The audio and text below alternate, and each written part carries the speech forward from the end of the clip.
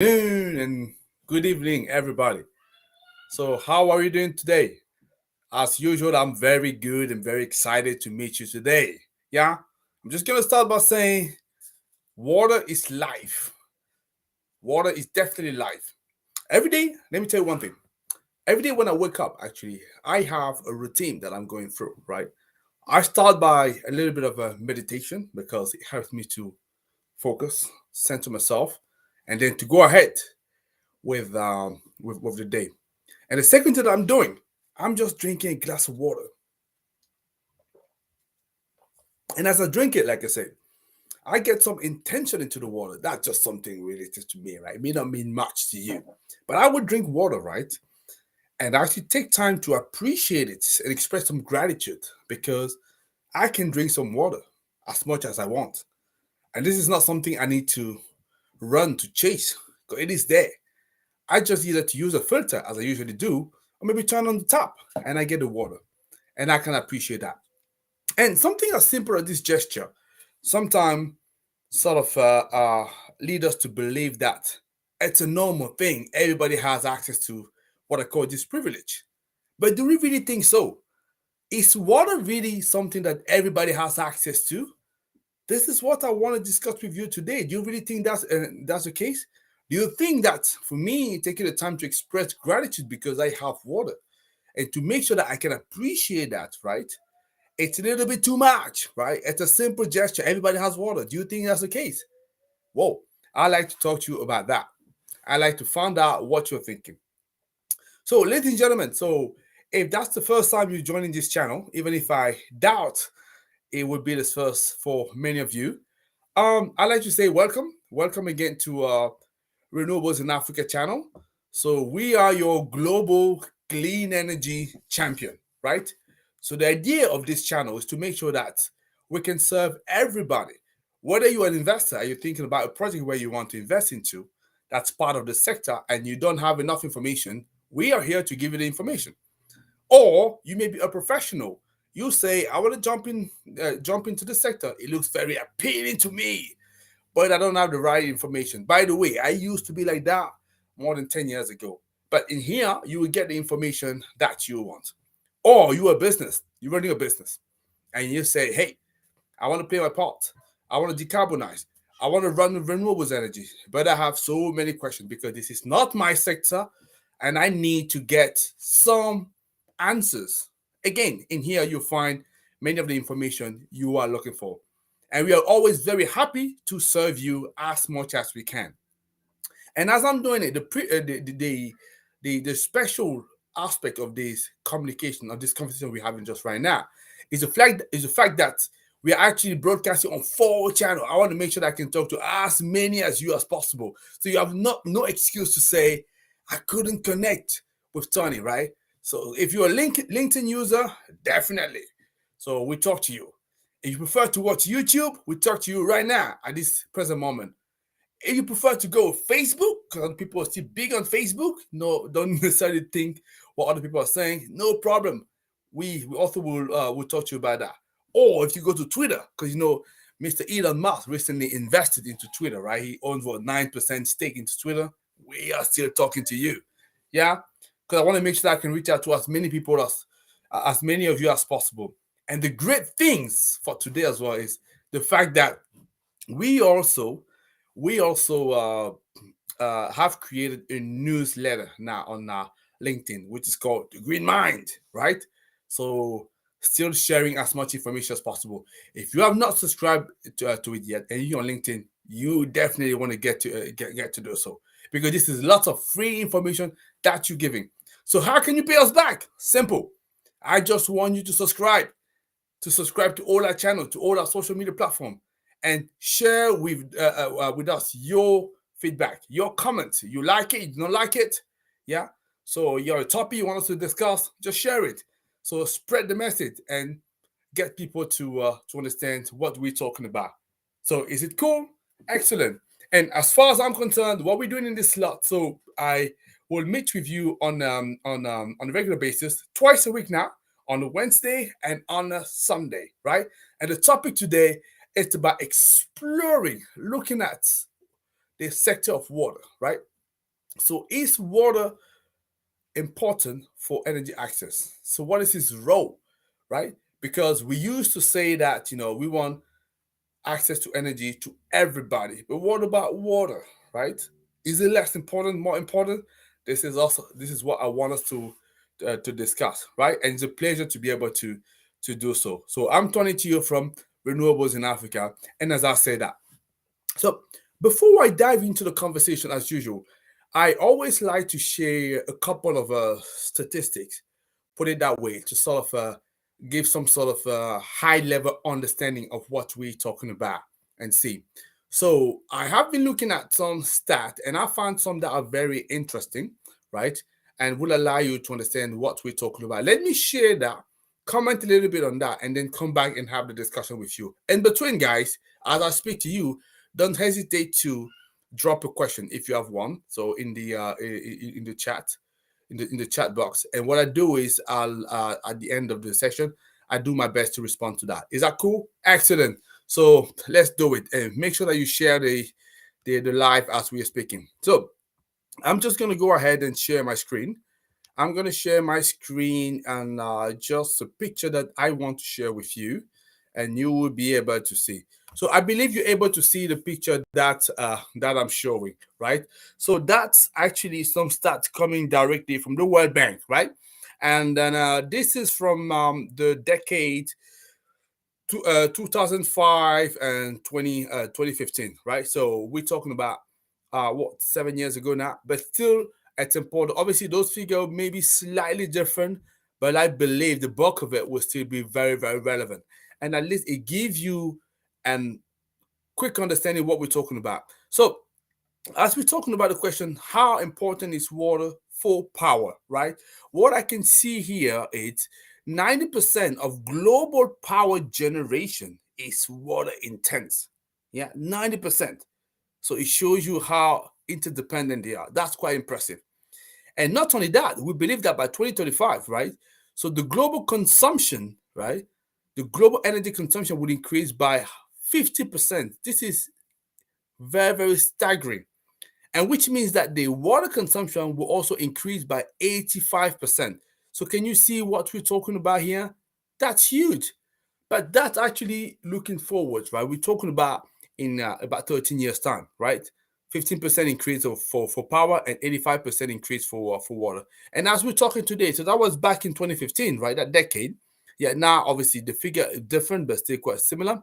So at the time, we had 2.8 billion people that were still in area of high water scarcity. Now you understand what I'm saying, that when I wake up in the morning and I drink this water, I understand that it's still a privilege for me, right?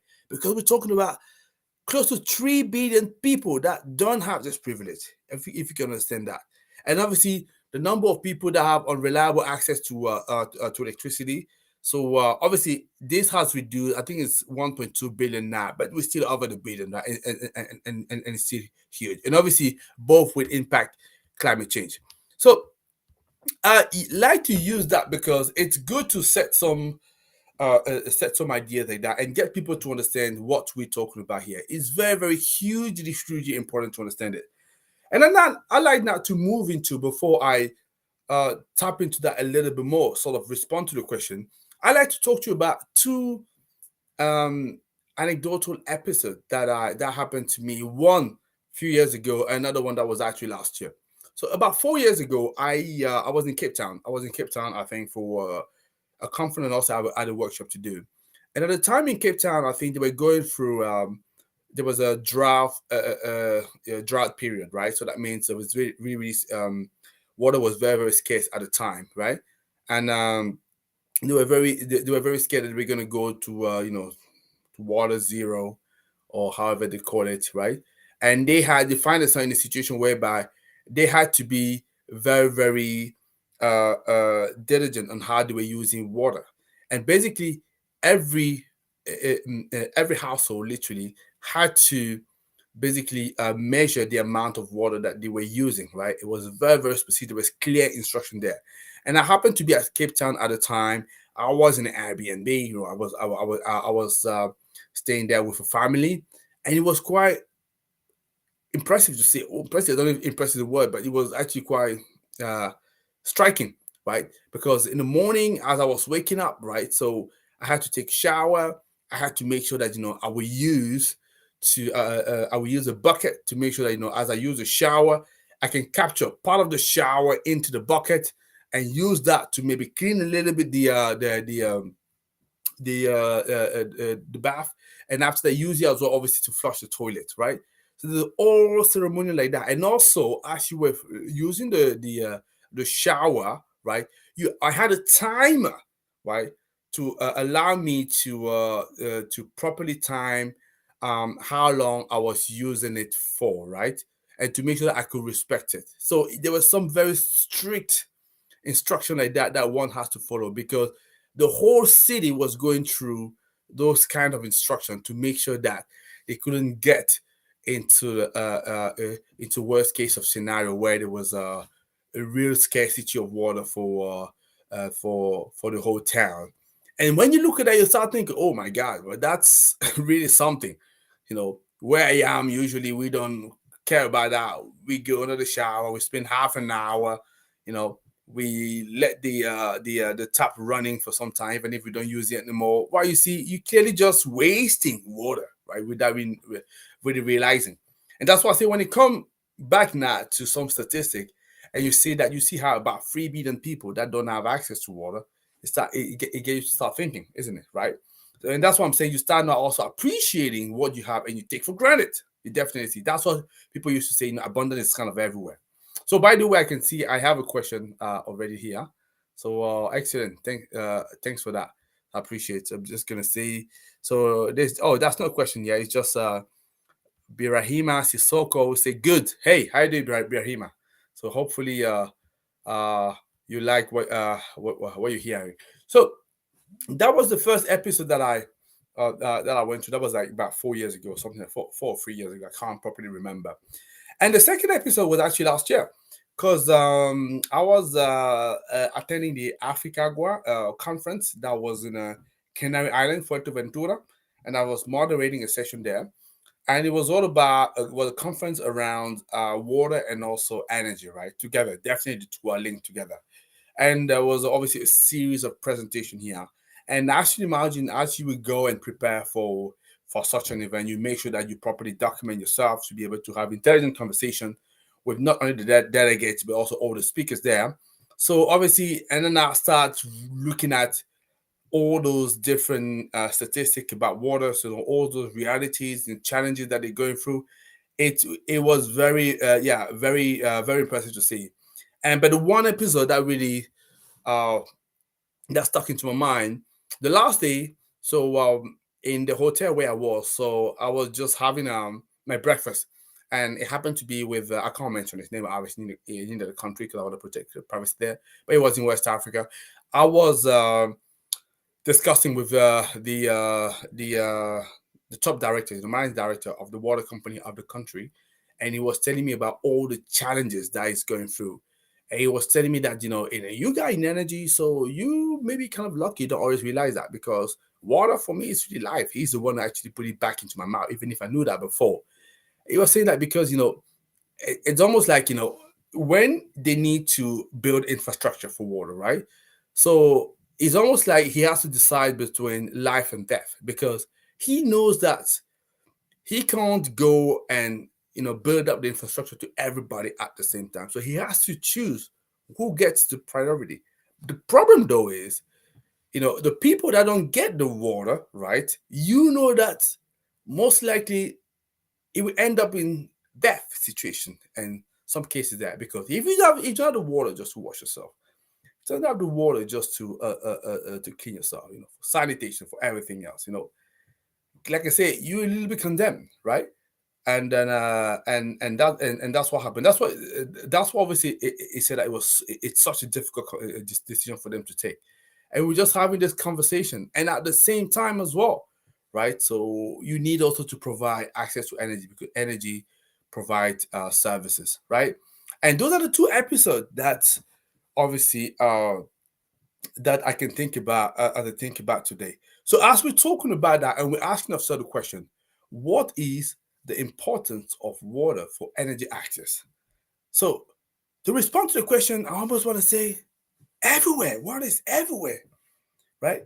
If you think about that, you need water, right, to extract the results, to extract the raw material. Okay, in the case of renewable, you may not be having raw material here, but you still have solar and wind to to harness that. You will need water in your process.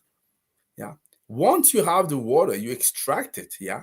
And you not want to start using some equipment to start producing. You definitely will have at some point, some thermal processes there. You need to cool down the equipment. To cool down the equipment, most of the time, what are we using? The water again. Yeah. Then after that, if you're thinking about you need to power the turbines, if you're using turbine or whatever machine you're using, what do you need? Most of the time as well, makes water also will be involved. And then after you want to clean up, the system. For example, I want to clean up solar panel. I want to clean up, for example, the wind turbine.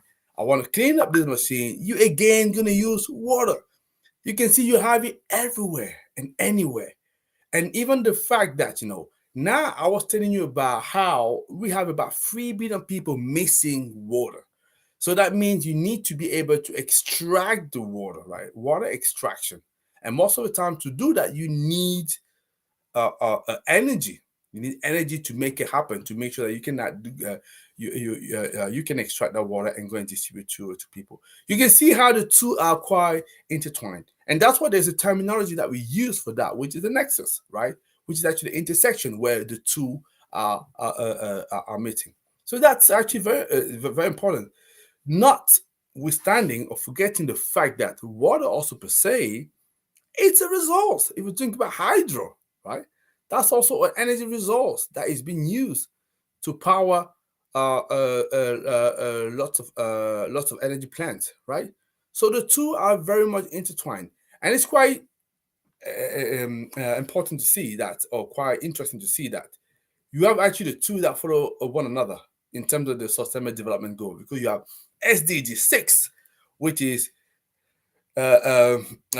clean water and sanitation for everybody, and you have SDG7, who's talking about obviously universal energy access for everybody again. So the two are very much intertwined. So you can't really separate them. They are together, and it's important to treat them like that. So how important is water for energy access? Extremely, because in any process that you have for power, you have water.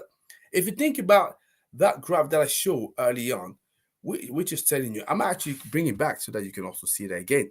So if that makes sense to also have it again right now. So what is that? Again, let's go back to that again. Say 90% of global power generation is water intense, right? So that means if you're talking about energy access, right? If you want to increase access to people, we need to increase power generation. Whether we're doing it, in a decentralized manner, centralized manner, you will need water there, absolutely. And as we're talking about the fact that the global energy consumption will be increasing, we're also going to have water that will be increasing. And obviously, that global energy consumption increasing, hopefully, I'm hoping part of it is because we are looking to provide power to everybody. You understand that how water also will be increasing, so it's becoming important. Another way, without the power, we're not going to be able to achieve that, right? So obviously, the water scarcity, I talked to you about that, and as you're talking about climate change, yeah, climate change. So what is one of the big manifestation or consequence of climate change? So temperature rises. So you have sea level rising, and sea level rising. What's happening? So floods, floods, lots of impact that you see, consequences that you see everywhere. So, and it clearly affecting lots of the population. So the two are very much intertwined. So it's important to keep that into perspective. And in fact, it actually brings us to even another sort of a uh, bigger perspective, because when you now start talking about energy energy access and also water power, so yeah, water generation. So we realize that when we're talking about the sustainable development goals, in fact, almost all of those goals are connected with one another, some a lot more than others. And that's probably the reason why we have all of them together. So, reality, to reach a stage where we really have a fairer society, we want to have all of it together. And that's one thing that it's important for all of you to understand. Yeah. So that's what I needed to say today between the on this topic, which is water. What is the importance for the energy access? I'm hoping that it makes very much sense. I don't know. Do you have any question? If you have any question, I'd be happy to answer to that. I have Birahima Sissoko who has joined, but I don't see any question for that. If there's any question, anything is here, that's very good. Because but don't forget that even later on, as you can know, a lot of you will be watching after the video. So feel free to drop questions. So to drop a message, and we will make sure that we will respond to that. So hopefully that's very much okay. And then yeah, so that's what I can say for today. In between, if you have any questions, or if you want to catch up with us, definitely make sure that you subscribe to all our channels. I say we're on LinkedIn today, we're on YouTube, we're on Facebook, but also on Twitter, right? Make sure that you subscribe, you follow us on all those channels, and make sure also that you spread the message and share the video with a lot of us. So I don't know for you, what do you think? Because obviously I've expressed to you, I've responded to your question, I've told you obviously why I believe the two are intertwined and the two should be looked after together. So I want to know, what is your opinion? So by the way, are you in a place in the region where you're struggling for water? I like to know about that. If that's the case, what would you want to happen in your region? So you have any idea, any initiative that you can suggest that could happen for you? I like to find out more from you, because that's how we're going to make sure that we enrich the debate and we keep on progressing. So is it okay? Excellent. So I don't see any questions. So I'll take it that everything is clear for today. So listen, I have had a great pleasure talking to you today. So looking forward to be able to discuss next Wednesday. We're gonna have a very interesting topic, so that I can tell you. So you clearly don't want to miss that. And also on Wednesday, we're gonna have a very, very also interesting webinar that we're running. So talking about capacity building, right? So how can you acquire skills for innovation, but also skills for solar home system design? What I do, I will drop the link in the comment box, and you can subscribe to that. Is it okay? Excellent. So I think that was fantastic. So looking forward to speak to you very soon. But in between, I would say you have a blessed Sunday, a fantastic day, and may the sun be with you guys. Take care.